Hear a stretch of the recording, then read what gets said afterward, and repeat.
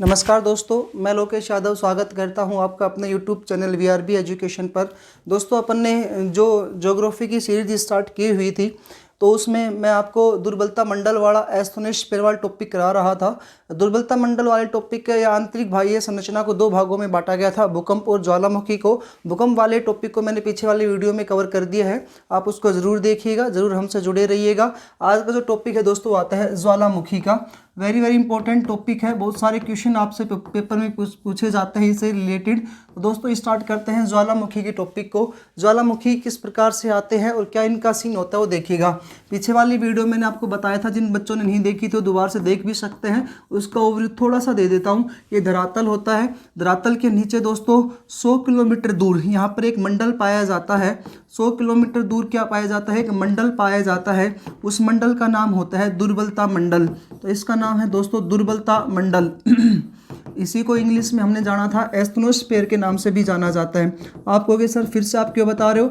भाई पीछे वाली वीडियो में बताया था, फिर सर वही बात भाई, क्योंकि ये ज्वालामुखी वाला टॉपिक भी इसी से रिलेटेड है, दुर्बलता मंडल के अंतर्गत ही आता है। इस वजह से दुर्बलता मंडल या एस्थनोस्फेयर में क्या आता है? ज्वालामुखी आता है जी, ठीक है। इस दुर्बलता मंडल के बच्चा यहाँ पर क्या होती है? परतें होती है इसमें 3 प्रकार की, और ये 3 परतें जो थी हमने जाना था, एक तो होती है रूपांतरित परत जो ऊपर से नीचे चलती है, और इन रूपांतरित जो परतें जो होती हैं, इन परतों में जो भूकंप आते हैं, रूपांतरित परतों से क्या आते हैं भाई? भूकंप आते हैं। उसके बाद दोस्तों दूसरी हमने परत पढ़ी थी, यहाँ पर बाएं से दाएं और दाएं से बाएं चलने वाली परत थी, एक दूसरे के परत घर्षण करती हैं। यहाँ पर जो परत आती है उसे कहा जाता है अपसारी परत, और दोस्तों ये अपसारी परत से क्या आती है? ज्वालामुखी। तो आज का टॉपिक अपना यही है। और तीसरी परत दोस्तों इसमें आती है, हमने बताया था कि इस प्रकार से परतें एक दूसरे के ऊपर चढ़ जाती है घर्षण की वजह से, और इन्हें कहा जाता है अभिसारी परत। यह है अभिसारी परत। और दोस्तों इनसे होता है पर्वतों का निर्माण। तो इनसे होता है जी पर्वतों का निर्माण। ज्वालामुखी टॉपिक है भाई, ठीक है। आंतरिक संरचना टॉपिक के अंतर्गत ही आता है ज्वालामुखी। अब ये ज्वालामुखी की परिभाषा क्या है? ज्वालामुखी कह रहा है पृथ्वी के भूगर्भ से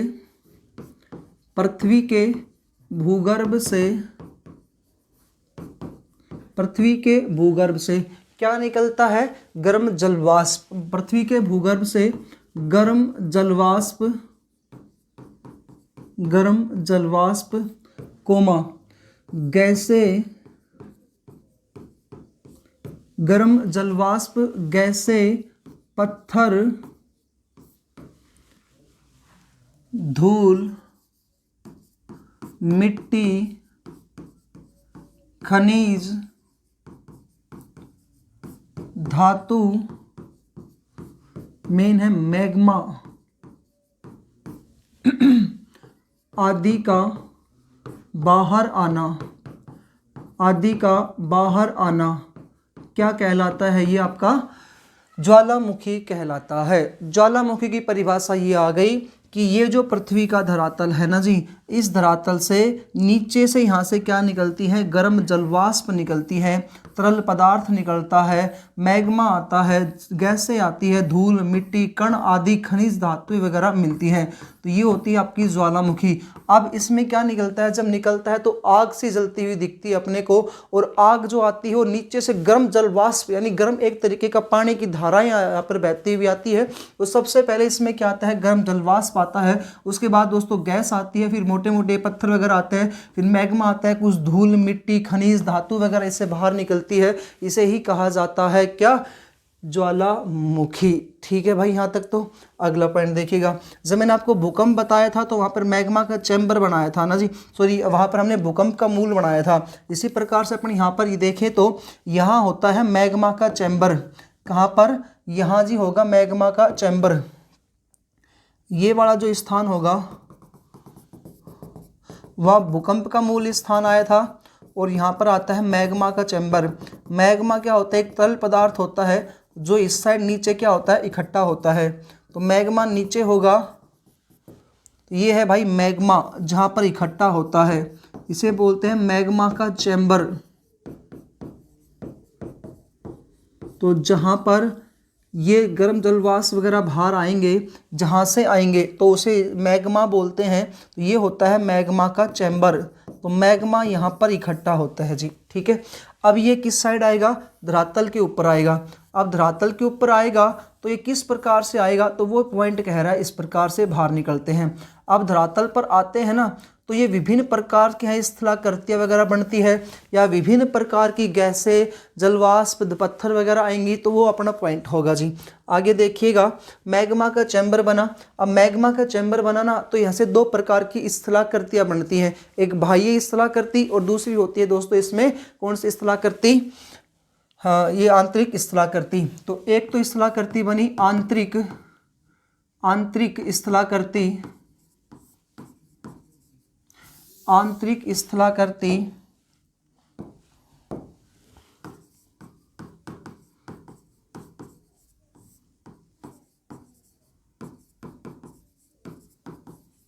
और दूसरी आती है दोस्तों इसमें बाह्य स्थलाकृतियां।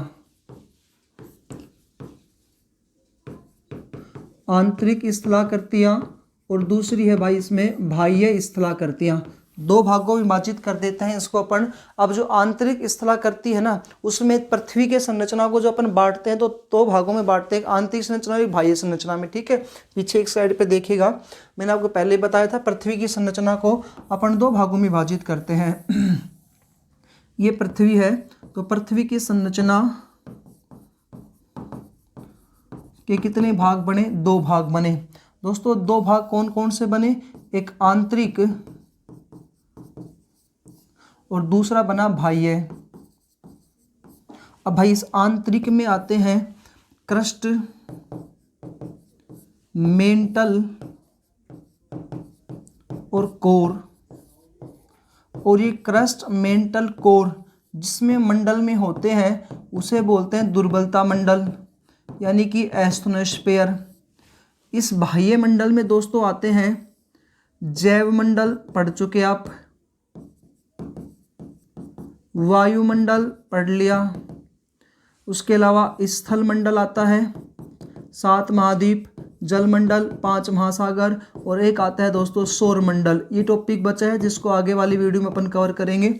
तो ये दो भागों में बटी पृथ्वी की आंतरिक संरचना, इस वाला मंडल दुर्बलता मंडल और वो वाला मंडल जो आएगा ऊपर वाला मंडल। ये पृथ्वी है, इसके नीचे दुर्बलता मंडल होता है, इसके ऊपर वाले 4-5 मंडल आते हैं। तो 4-5 मंडल आपके सामने रहे भाई। आंतरिक संरचना जो है क्रस्ट, मेंटल, कोर। आगे कह रहा है ये क्रस्ट जो है ना, इस क्रस्ट में सर्वाधिक ऑक्सीजन की मात्रा पाई जाती है। क्रस्ट में सर्वाधिक ऑक्सीजन, पृथ्वी के धरातल में जो दुर्बलता मंडल है उसमें सर्वाधिक ऑक्सीजन की मात्रा किस में पाई जाती है, तो सर्वाधिक ऑक्सीजन की मात्रा पाई जाने वाला स्थान है क्रस्ट। यहाँ पर कितनी मात्रा पाई जाती है, तो 46.6% यहाँ पर क्या पाई जाती है, ऑक्सीजन की मात्रा। किस में पाई जाती है, क्रस्ट में ये मात्रा पाई जाती है ऑक्सीजन की मात्रा जी, ठीक है। आगे देखिएगा, तो आंतरिक स्थलाकृति बनेंगी और बाह्य स्थलाकृतियां बनेंगी। आंतरिक और बाह्य स्थलाकृति किस प्रकार से, नाम लिख देता हूं फिर आपको अच्छे से इनको समझाऊंगा दोस्तों। एक बनती है बेथोलिथ, ये स्थलाकृति है जो अपने पेपर में पूछी जाती है ना, क्या है इनके बारे में आपको पता चल जाएगा आगे। एक है दोस्तों इसमें लेकोलिथ, तीसरी इसमें आती है फेकोलिथ। बेथोलिथ, लेकोलिथ, फेकोलिथ। चौथी है दोस्तों इसमें लेपोलिथ, चौथी है जी इसमें लेपोलिथ, ठीक है। उसके बाद आती है सील व सीट, एक है सील व सीट, और एक लास्ट है भाई इसमें डाइक व स्टोक, डाइक व स्टोक। तो ये 6 प्रकार की आंतरिक स्थलाकृतियां बनती हैं ज्वालामुखी के दौरान, ठीक है जी। आगे पॉइंट है बाह्य स्थलाकृति में, इसमें बच्चा सबसे पहले बनता है विवर, दूसरे पे बनता है क्रेटर, तीसरे पे आता है काल्डेरा,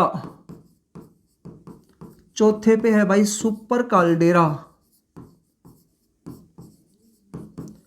सुपर काल्डेरा। पहला कौन सा आया था, विवर, दूसरा क्रेटर, तीसरा काल्डेरा, चौथा आता है सुपर काल्डेरा। इसके बाद 5वें पे आता है यहाँ पे ग्लेशियर, 6 नंबर पे आता है दोस्तों यहाँ पर हॉट स्प्रिंग, हॉट स्प्रिंग, उसके बाद है सातवें पे धुआरे,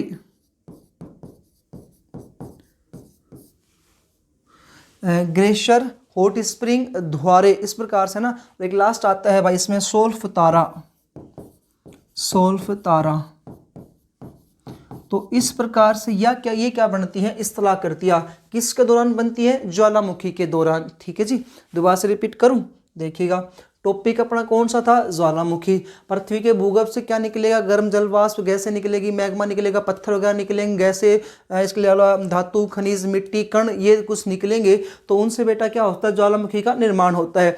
पृथ्वी की संरचना दो भागों में बांटते हैं, आंतरिक संरचना और बाह्य संरचना। ये पृथ्वी की संरचना थी, इसको दो भागों में बांटा, आंतरिक और बाह्य। आंतरिक में दोस्तों आता है क्रस्ट मेंटल कोर, ये कौन से मंडल में आता है, दुर्बलता मंडल में आता है। इसमें से सर्वाधिक ऑक्सीजन की मात्रा पाई जाती है, किसमें, क्रस्ट में। वो 5 मंडल पढ़ चुके हैं आप, तो उसमें आता है। मैग्मा का चैम्बर क्या होता है, जहां पर मैग्मा का जमाव होता है। तो मैग्मा का चैम्बर किसे कहते हैं, तो जहां पर मैग्मा का जमाव हो वो क्या कहलाता है जी, मैग्मा का चैम्बर कहलाता है। उसके बाद दोस्तों ये मैग्मा बाहर आता है, ज्वालामुखी के रूप में आग जलती है। उसके बाद 2 भागों में बांटा है इसको, तो ये 2 भाग अपन आगे देखते हैं।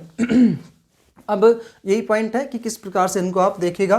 पहला आता है जी आंतरिक संरचना में, आंतरिक संरचना। एक पॉइंट आंतरिक संरचना से पहले मैं एक बार ये बता देता हूँ आपको, गर्म जल वाष्प वगैरह कंटिन्यू हो जाएगा।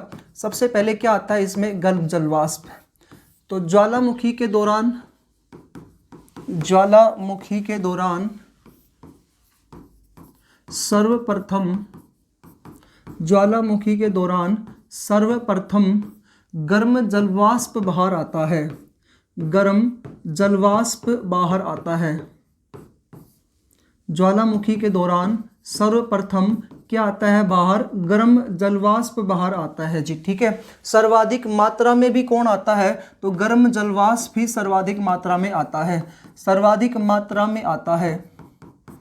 तो जो गैस हुई, ये पत्थर, रोड़े, कंकर, जो भी धूल मिट्टी आए थे, उनमें सर्वाधिक मात्रा में कौन आता है, तो गर्म जलवाष्प भी क्या आता है दोस्तों, सर्वाधिक मात्रा में आता है।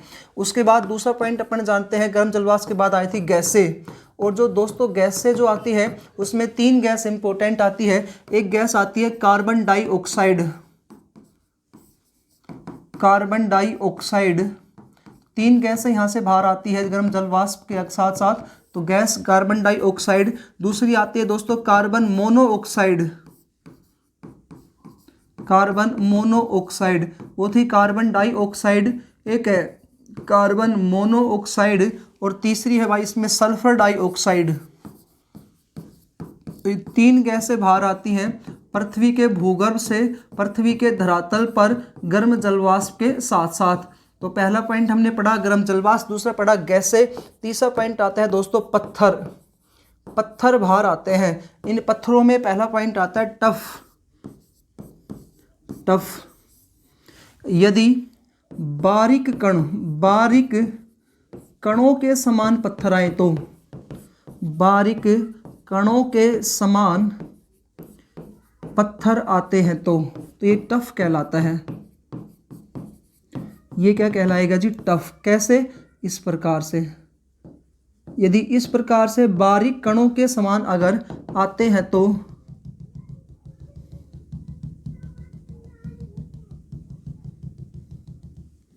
ये क्या है दोस्तों, टफ है आपका।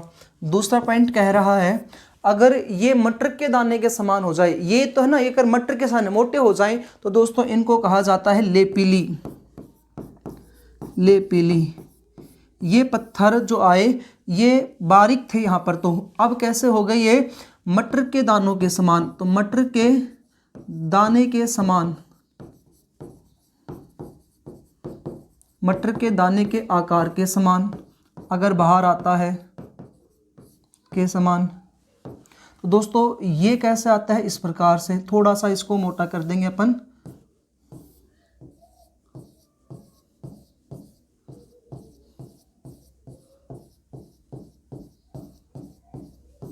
तो इस प्रकार से अगर आते हैं तो ये क्या कहलाएंगे, लेपिली। तीसरा आता है भाई इसमें ब्रेशिया, ब्रेशिया, पत्थर के ही प्रकार है ये। तीसरा है ब्रेशिया। ये कह रहा है विभिन्न कोणात्मक, विभिन्न कोणात्मक पत्थर, विभिन्न कोणात्मक आकार के पत्थर, विभिन्न कोणात्मक आकार के समान। और दोस्तों ये कैसे आएंगे, तो ये अपने आ जाएंगे इस प्रकार से, विभिन्न कोणात्मक।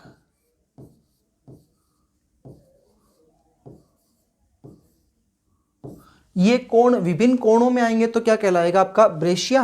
और चौथा दोस्तों इसी का एक पॉइंट आता है जिसको कहते हैं अपन बम्ब। अगर मोटे आकार के आए तो ये क्या कहलाएगा, बम्ब।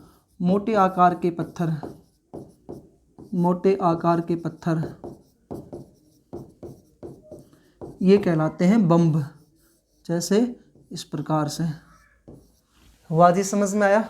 पहला पॉइंट गर्म जलवाष्प पड़ा, दूसरा गैसें पड़ा, तीसरा पत्थर। सबसे पहले गर्म जलवाष्प आएगा, गर्म जलवाष्प की सर्वाधिक मात्रा आएगी, ठीक है। दूसरा कह रहा है carbon monoxide, carbon dioxide, sulphur dioxide, 3 गैसें बाहर निकलती है। उसके बाद कह रहा है पत्थरों का आकार, पत्थर भी बाहर आएंगे। पत्थर 3 प्रकार के आएंगे। पहला टफ आता है, अगर बारीक कणों के बारीक पत्थर हो तो टफ कहलाएगा, और अगर दोस्तों इनका मटर के समान आकार हो जाए तो लेपिली कहलाता है। और फिर कह रहा है विभिन्न कोणात्मक आकार के आएंगे तो क्या कहलाएगा, ब्रेशिया। और फिर चौथे नंबर पे कह रहा है कि अगर मोटे आकार के होंगे तो क्या कहलाएंगे, बम्ब कहलाएगा।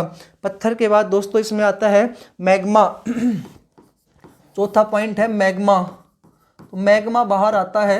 ये जो मैग्मा बाहर आता है ना, ये क्या है, तो मैग्मा अभी अपन देखेंगे कि मैग्मा बताया भी था, मैग्मा का चैम्बर होता है, मैग्मा जहाँ पर जमा होता है वो।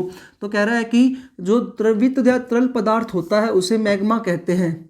द्रवित या तरल पदार्थ,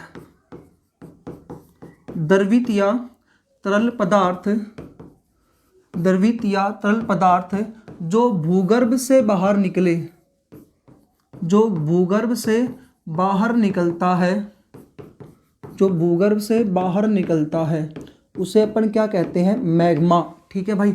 ये मैग्मा कहाँ पर मिलता है, तो मैग्मा की उपस्थिति, मैग्मा की उपस्थिति कहाँ पर होती है, ऑप्शन में आएगा वायुमंडल, जलमंडल, दुर्बलता मंडल। तो दुर्बलता मंडल में इसकी उपस्थिति होती है। मैग्मा की उपस्थिति कहाँ पर होती है, दुर्बलता मंडल में होती है, यानी कि एस्थनोस्फेयर में होती है। नेक्स्ट पॉइंट कह रहा है ये मैग्मा जब निकला ना, तो मैग्मा निकला धरातल पर पहुंचा, मैग्मा धरातल पर पहुंचा, यानी कि एक तरल पदार्थ निकला और कहाँ पर पहुंचा, ये धरातल पर पहुंचा, है ना जी। ये मैग्मा तल पदार्थ धरातल पर पहुंचा तो कुछ समय बाद ये क्या हो गया, ठोस हो गया। ये क्या हो गया, मजबूत, ठोस, कठोर या मजबूत हो गया। ठोस हो गया, कठोर हो गया, मजबूत हो गया। और उसके बाद सालों समय लगे और ये क्या हो जाएगा, फिर ठंडा हो जाएगा। और ठंडा हो जाएगा तो किस रूप में चेंज हो जाएगा दोस्तों, लावा के रूप में चेंज हो जाएगा। यही मैग्मा जो मैं कह रहा हूं इस प्रकार से कि ये नीचे मैग्मा है, ये दोस्तों मैग्मा है।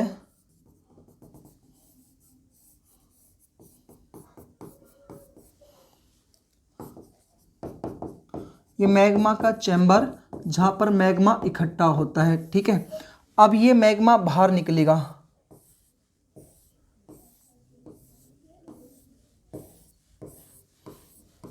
गर्म जलवाष्प तो आया या इसके अलावा और भी चीज कह रहे हैं।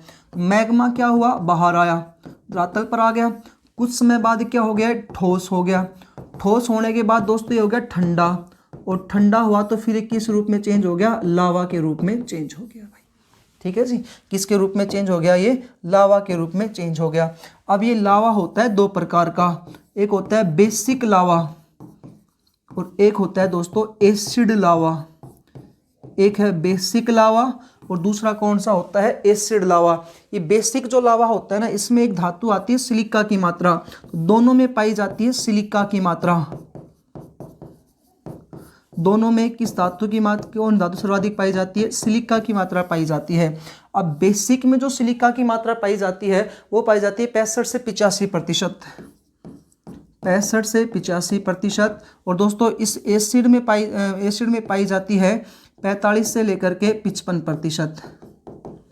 45 से लेकर के, सॉरी उल्टा लिख दिया मैंने, बेसिक, हाँ जी उल्टा लिख दिया थोड़ा सा ये इसमें। यहाँ पे 45 से लेकर के 55%, और यहाँ पे आएगा 65 से लेकर के 85%। अब ठीक है।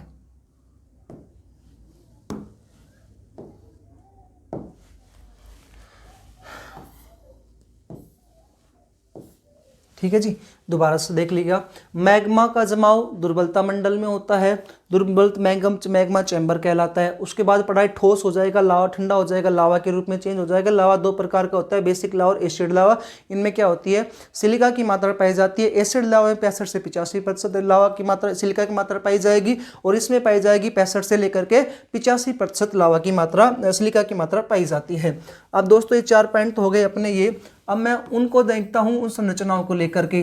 तो पहला पॉइंट आया था बेथोलिथ, आंतरिक संरचना। आंतरिक संरचना हेडिंग है ये। भाई टॉपिक इतना इजी है लेकिन इंपॉर्टेंट बहुत सा है ये। आंतरिक संरचना, इसमें दोस्तों पहला आता है बेथोलिथ।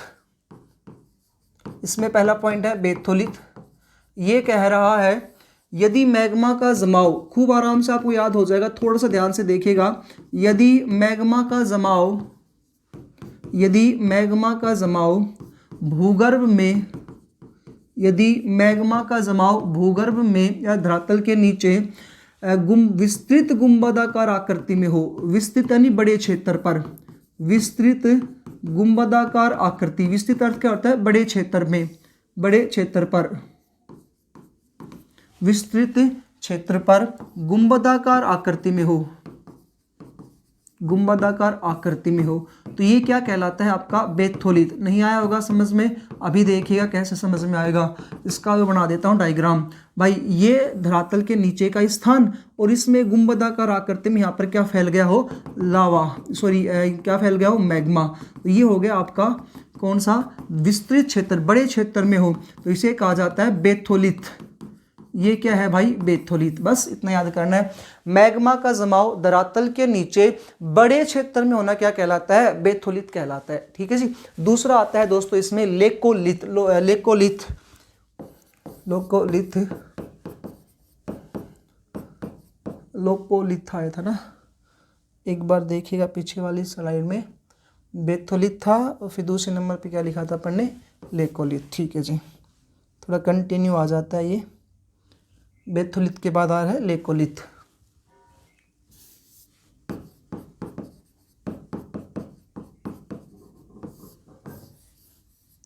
ये क्या कहता है दोस्तों, वही परिभाषा, थोड़ा सा अंतर है, ध्यान से देखना। ये कहता है यदि मैग्मा का जमाव भूगर्भ में कम क्षेत्र पर हो, कम क्षेत्र पर, और कैसे हो, गुंबदाकार आकृति में ही, गुंबदाकार आकृति में हो।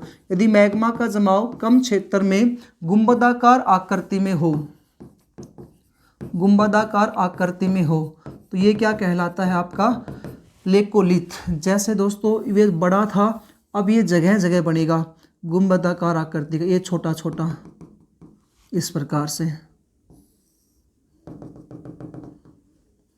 तो छोटा आए वो कौन सा, लेकोलिथ, और दोस्तों बड़ा आ जाए वो कौन सा आता है आपका, बेथोलिथ। ठीक है जी, हो गए 2 याद आपको। तीसरा आता है दोस्तों फेकोलिथ। तीसरा पॉइंट है फेकोलिथ। जो भी कंपटीशन की तैयारी करते हैं, किसी भी कंपटीशन की तैयारी कर रहे हैं, उसमें भूकंप ज्वालामुखी से रिलेटेड क्वेश्चन पक्का आता है। ज़रूरी नहीं कि सिर्फ आर्मी वालों के लिए, ये आरपीएफ की जो वैकेंसी आ रही है उनके लिए, सेकंड ग्रेड टीचर की, थर्ड ग्रेड टीचर की, फर्स्ट ग्रेड टीचर की, जिसमें ज्योग्राफी या जीके आती है ना, उसमें सब में आता है टॉपिक भूकंप ज्वालामुखी का। और मैं पूरी कोशिश कर रहा हूँ इन टॉपिक्स को पूरी तरीके से क्लियर करने का, ताकि आपको फर्स्ट पेपर में कभी भी कोई दिक्कत ना आए। फेकोलिथ की बात करें दोस्तों, इसे ही कहा जाता है वलन। फेकोलिथ को ही दोस्तों कहा जाता है वलन।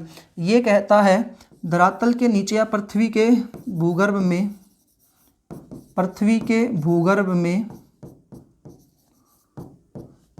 में, लहरदार मोड़ क्या कहलाते हैं जी, लहरदार मोड़ में मैग्मा का जमाव होना, ये है जी आपका वलन या फेकोलिथ। दोस्तों इस प्रकार से ऊपर गया, फिर नीचे, फिर ऊपर, फिर नीचे, फिर ऊपर, फिर नीचे, ये क्या आ गया आपका फेकोलिथ आ गया। लेकिन ध्यान से देखिएगा, इस क्रिया को क्या कहा जाता है? वलन की क्रिया। ऊपर नीचे जाने वाली क्रिया क्या कहलाएगी? वलन की क्रिया कहलाएगी। अगला एक इंपॉर्टेंट पॉइंट समझिएगा, ये ऊपर वाला जो भाग होता है ना, ऊपर वाला भाग, ये क्या कहलाता है? इसे कहते हैं अपनति। इसे क्या कहते हैं? अपनति। और नीचे वाला जो भाग होता है ना, ये वाला भाग, इसे कहते हैं अभिनति। अभिनति। तो वलन में लहरदार मोड, ऊपर नीचे, नीचे ऊपर, ऊपर नीचे, ऊपर वाला भाग अपनति, नीचे वाला भाग अभिनीति। ये लहरदार मोड मैग्मा का जमाव होता है। यहाँ पर क्या हो जाएगा? मैग्मा का जमाव, इस प्रकार से जी, ठीक है। उसके बाद आया फेकोलिथ के बाद लेपोलिथ। लेपोलिथ, इसी को दोस्तों अपन कह सकते हैं तस्तरी नुमा। तस्तरी नुमा, लेपोलिथ या तस्तरी नुमा। कहता है यदि मैग्मा का जमाव, यदि मैग्मा का जमाव, यदि मैग्मा का जमाव, मैग्मा का जमाव तस्तरी नुमा आकृति में हो, तस्तरी नुमा आकृति में हो, तो ये है आपका लेपोलिथ। ऐसे बचा, जैसे ये गोला बना, तो ये हो गया तस्तरी नुमा आकृति का। तो ये कौन सा आ गया आपका मैग्मा का जमाव? तस्तरी नुमा लेपोलिथ का। अगला आता है बच्चा इसमें सील व सीट। सील व सीट। सील व सीट कहता है यदि मैग्मा का जमाव, यदि मैग्मा का जमाव भूगर्भ में, भूगर्भ में क्षैतिजीय हो, मैग्मा का जमाव भूगर्भ में क्षैतिजीय हो, तो ये क्या कहलाएगा भाई? सील व सीट। दोस्तों यहाँ देखो, इस प्रकार से बनेगा आपका डायग्राम। ये लंबा जाए तो, और एक आ जाए छोटा सा।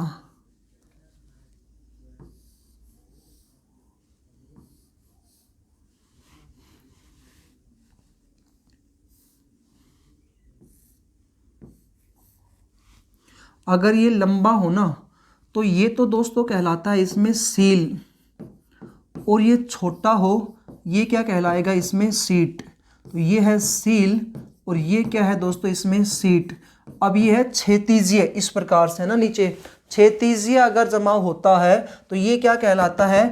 सील। लंबा है तो, और छोटा है तो क्या कहलाएगा दोस्तों? इसमें सीट कहलाएगा। लास्ट आता है भाई इसमें डाइक व स्टोक। डाइक या स्टोक, ये भी इजी है, बस डायग्राम सुनो, परिभाषा सुनो, आराम से टॉपिक याद है आपको। डाइक व स्टोक, ये पॉइंट कह रहे हैं यदि मैग्मा का जमाव,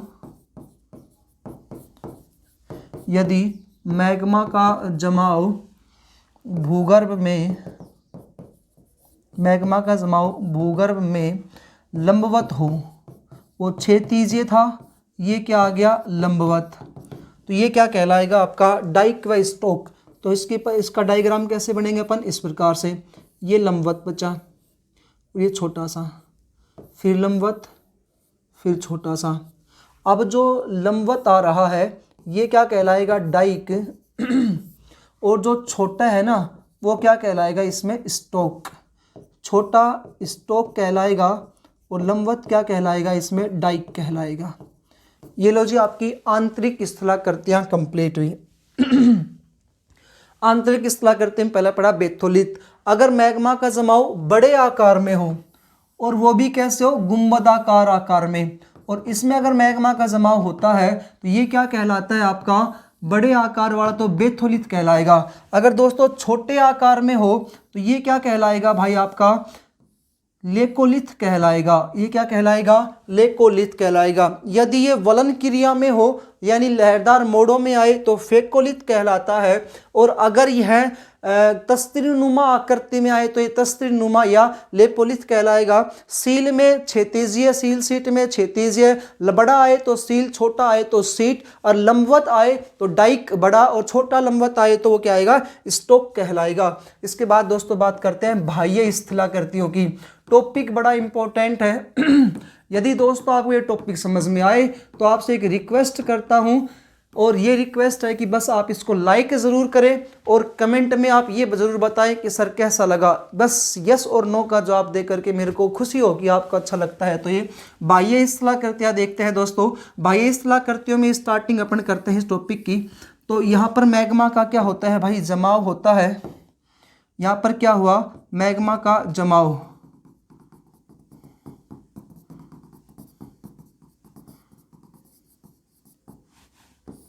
इसको अपन ने क्या नाम दिया, मैग्मा चैम्बर। मैग्मा का जमाव, मैग्मा चैम्बर। अब दोस्तों क्या हुआ, ये धरातल है। अब इस धरातल पर ये मैग्मा पहुंचेगा। अब मैग्मा जो पहुंचेगा ना, वो एक आकृति में पहुंचेगा भाई। यहाँ पर जो आकृति बनती है ना, वो त्रिभुजाकार आकृति बनती है। कैसी बनेगी, त्रिभुजाकार।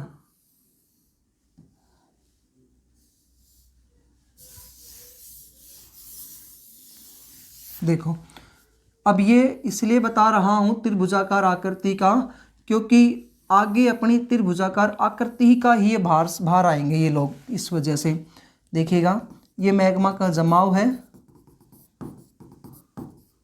जिसे अपन ने मैग्मा चैम्बर नाम दिया।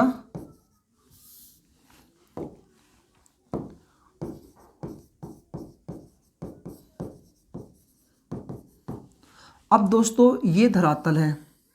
अगर ये इस प्रकार से त्रिभुजाकार आकृति में आए, यानी कि त्रिभुजाकार, इसी को अपन बोल सकते हैं कीपाकार आकृति। तो त्रिभुजाकार या कीपाकार आकृति में मैग्मा आता है तो दोस्तों ये होता है विवर। ये क्या कहलाता है, विवर। ठीक है भाई, ये क्या कहलाएगा, विवर। अब दोस्तों यही मैग्मा अगर थोड़े से बड़े रूप में आ जाए, थोड़े से बड़े रूप में आ जाए, तो विवर का बड़ा रूप, विवर का विस्तृत रूप, विवर का दोस्तों विस्तृत रूप कहलाता है क्रेटर। क्या कहलाएगा, क्रेटर। ये विवर का बड़ा रूप। ठीक है, इसके बाद दोस्तों और थोड़ा बड़ा हो जाए तो ये कहलाएगा काल्डेरा। तो क्रेटर का बड़ा रूप, क्रेटर का विस्तृत रूप। देखो कितनी आसानी से आपको याद हो गया। विवर का बड़ा रूप क्रेटर, क्रेटर का बड़ा रूप काल्डेरा, इस प्रकार से जी। फिर कह रहा है इस काल्डेरा का भी बड़ा रूप अगर आ जाए हमारे सामने तो इसे अपन क्या कहेंगे, तो क्रेटर का काल्डेरा आया था, अब कह रहा है काल्डेरा का विस्तृत रूप। दोस्तों काल्डेरा का जो विस्तृत रूप है वो कहता है इसमें सुपर काल्डेरा। ये क्या है भाई, इसमें सुपर काल्डेरा। ये लो जी आपका टॉपिक, दोबारा से समझिएगा। बाह्य स्थलाकृति में चार बनकर हमारे सामने आ गई।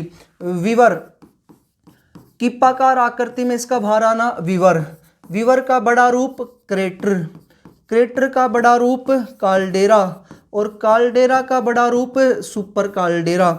चार तो बड़े आसानी से आपको याद हो गए जी, काल्डेरा और सुपर काल्डेरा। ठीक है भाई, मैग्मा यहाँ से बाहर आएगा, और आएगा जब ये त्रिभुजाकार आकृति में आएगा तो ये क्या कहलाएगा, आपका विवर कहलाएगा। और विवर से बड़ा रूप आए तो क्रेटर कहलाएगा, क्रेटर का बड़ा रूप आया काल्डेरा कहलाया, और काल्डेरा का बड़ा रूप आया तो क्या कहलाया, सुपर काल्डेरा।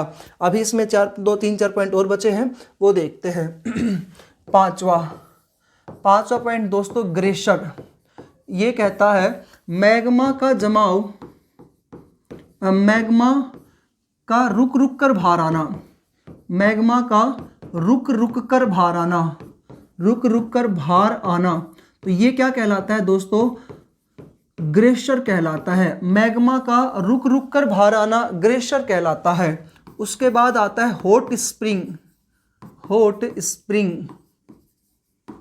ग्लेशियर के बाद अगला पॉइंट है जी हॉट स्प्रिंग, मैग्मा का लगातार बाहर आना। बस हो गई याद, कंटिन्यूटी देखोगे खूब आराम से कर दोगे। मैग्मा का रुक रुक कर बाहर आना और एक है मैग्मा का लगातार बाहर आना, ये क्या कहलाता है? Hot spring. सातवां पॉइंट आता है दोस्तों इसमें धुआरे। धुआरे ये कह रहा है मैग्मा का तापमान 645 डिग्री सेंटीग्रेड से अधिक हो जाता है। तो 645 डिग्री सेंटीग्रेड से अधिक होना, 645 डिग्री सेंटीग्रेड से अधिक होना इस प्रकार से आए तो ये क्या कहलाएगा? आपका धुआरे कहलाएगा भाई, ठीक है। और लास्ट आता है इसमें सोल्फ तारा। लास्ट है जी सोल्फ तारा। और सोल्फ तारा की परिभाषा ये है मैग्मा के साथ सल्फर का बाहर आना। मैग्मा के साथ सल्फर का बाहर आना ये कहलाता है सोल्फ तारा। ये पॉइंट था जी आपका ज्वालामुखी का। दो भागों में बांटा आपने, आंतरिक ज्वालामुखी और बाह्य ज्वालामुखी। हमने आंतरिक में देखा बेथोलिथ, लेकोलिथ, लेपोलिथ, बेकोलिथ, वलन वगैरह टॉपिक को देखा, सील सीट को देखा, डाइक स्टोक को देखा। इसी प्रकार से बाह्य स्थलाकृतियों में विवर, किप्पाकार आकृति, विवर का बड़ा रूप क्रेटर, क्रेटर का बड़ा रूप काल्डेरा, काल्डेरा का बड़ा रूप सुपर काल्डेरा। उसके बाद रुक रुक कर बाहर आना ग्लेशियर और लगातार बाहर आना हॉट स्प्रिंग, 645 डिग्री सेंटीग्रेड से अधिक तापमान हो जाना धुआरे। और अगर सल्फर की मात्रा बाहर आए तो दोस्तों क्या कहलाएगा? ये सोल्फ तारा कहलाता है। आगे दोस्तों कुछ पॉइंट और है और देख लेते हैं। एसिड लावा, और ये मैंने आपको बता ही दिया है बेसिक लावा वगैरह के। इसके बाद दोस्तों 3-4 पॉइंट और आते हैं। ज्वालामुखी के प्रकार।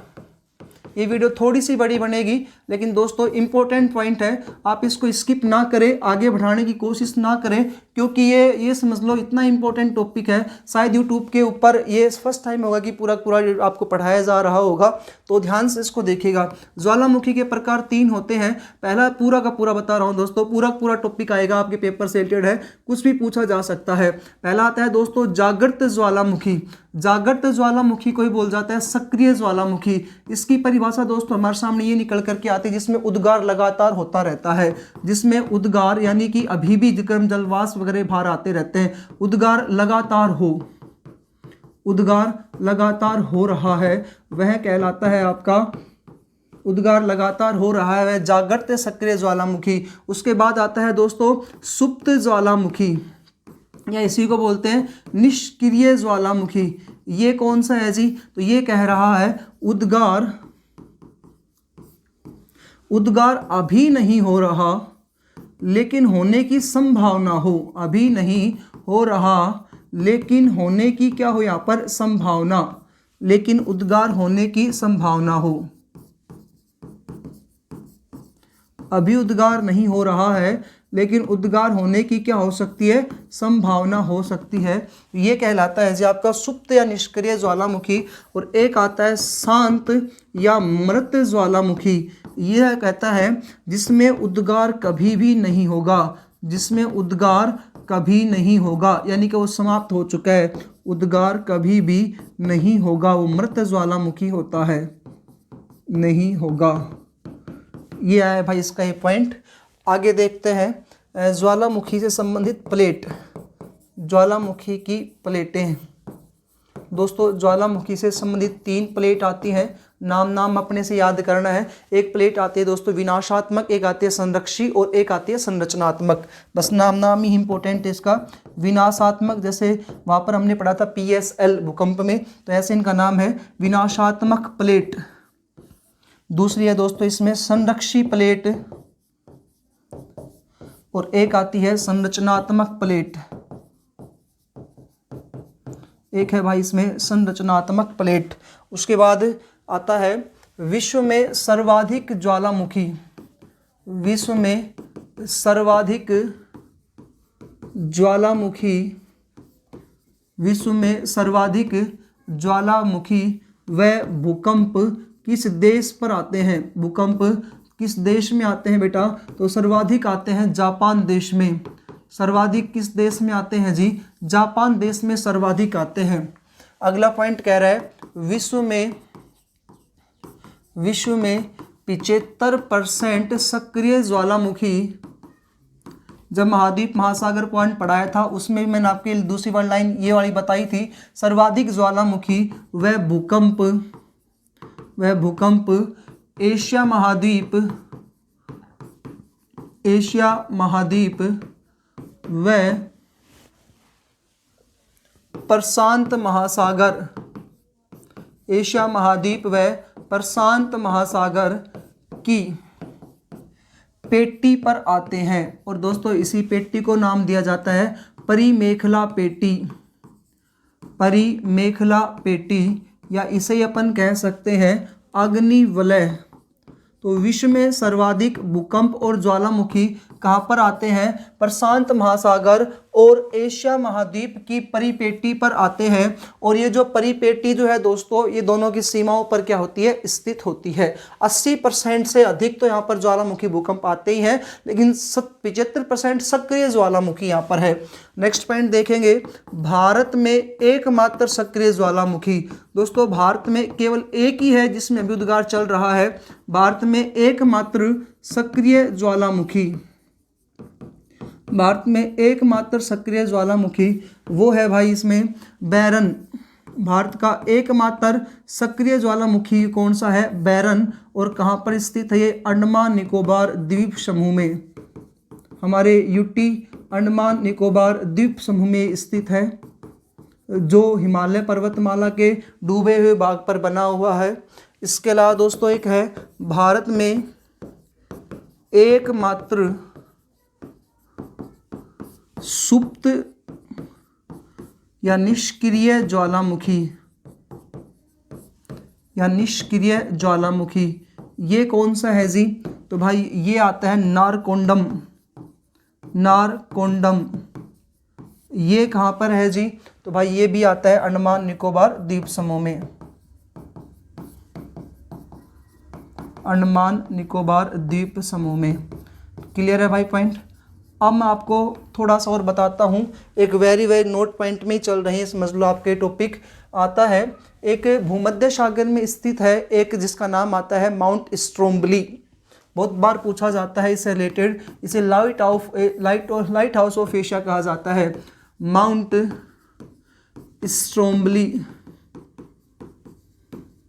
ये जो है ना जी माउंट स्ट्रोम्बली, ये ज्वालामुखी का नाम है ना, ज्वालामुखी है। ये भूमध्य सागर में स्थित है, भूमध्य सागर में स्थित है, भूमध्य सागर में स्थित है।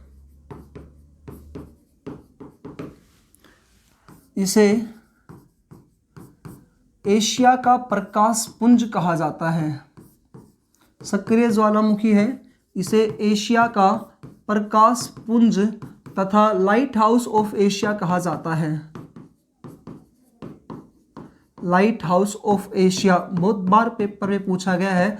आर्मी वालों ये समझ लो कि लास्ट वाली जो बातें आपको बताई जा रही है ना, ये आपके लिए इतनी इंपॉर्टेंट है, लगभग पेपर में क्वेश्चन इनसे पूछा जाता है। अब दोस्तों कुछ और भी हैं जिनके नाम आपको बताता जाता हूँ, कुछ है उनका नाम बस याद रखना आपको। जैसे कि फ्यूजियामा, ये कहाँ का आता है? तो जापान देश का है।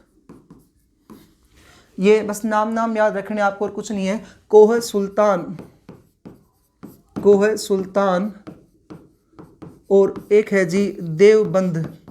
एक कोह सुल्तान और एक है देवबंद, ये दोनों आते हैं ईरान देश के।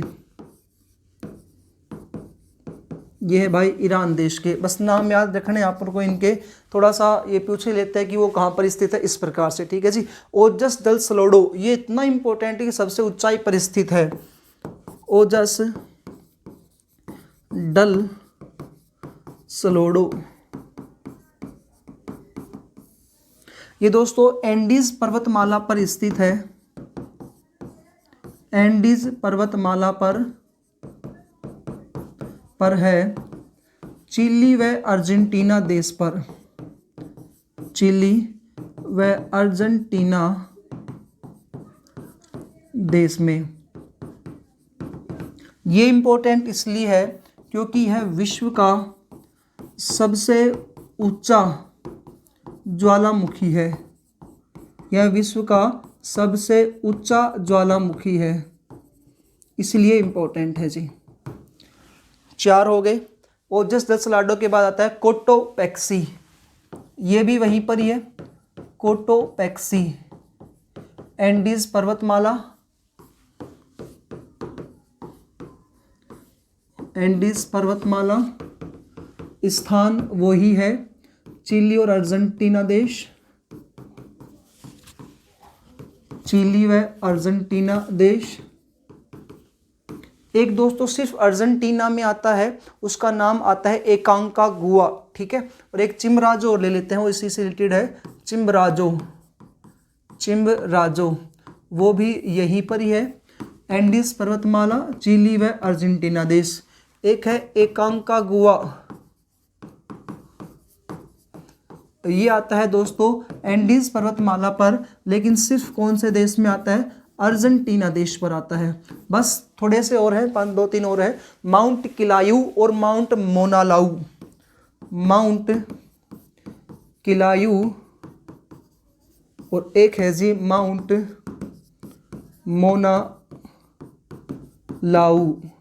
ये जो अभी अपनी वैकेंसी आई हुई है ना सेकंड ग्रेड के लिए संस्कृत शिक्षा विभाग के लिए, उसके लिए वेरी वेरी इंपॉर्टेंट टॉपिक है भूकंप, ज्वालामुखी का, महाद्वीप महासागर का। एक लगभग क्वेश्चन इसमें पूछा जाता है इसमें से, और इंपॉर्टेंट पॉइंट है, लेकिन इनमें से पूछ जाता है कि कौन सा कहाँ पर स्थित है, इस प्रकार से, ठीक है भाई।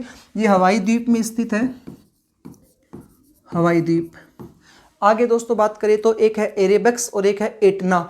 एरेबक्स एरेबक्स और स्ट्रोमलिथ होएगा ना, हाँ जी। एरेबक्स जो है भूमध्य सागर में ही है, एरेबक्स ये भी भूमध्य सागर में है, भूमध्य सागर का। और एक आता है दोस्तों माउंट एटना, इनके आगे नाम लगा देंगे, Mount Erebus, Mount Etna, Mount Etna, Mount Erebus, Mount Etna. Etna जो है ये अंटार्कटिका महाद्वीप में स्थित है, अंटार्कटिक महाद्वीप में। ये लो जी आपका दोस्तों टॉपिक कंप्लीट, ज्वालामुखी का बड़ा इंपॉर्टेंट टॉपिक है, लगभग पेपरों में से क्वेश्चन से पूछे जाते हैं। पेपर में ये समझ लो कि 101% आपको पेपर में से क्वेश्चन मिलेगा ज्वालामुखी भूकंप को लेकर के। यदि दोस्तों आपको वीडियो अच्छी लगे लाइक करें, चैनल को सब्सक्राइब करें। यदि दोस्तों आपको मेरे द्वारा की जा रही मेहनत अच्छी लगती है, कमेंट में प्लीज़ आप यस और नो को लिखकर ज़रूर भेजिएगा, ताकि मुझे पता चले कि आप लोग कितने मुझसे जुड़े हुए हैं। और चैनल को ज़्यादा से ज़्यादा सब्सक्राइब करें, दोस्तों के साथ शेयर करें। जय हिंद, जय भारत।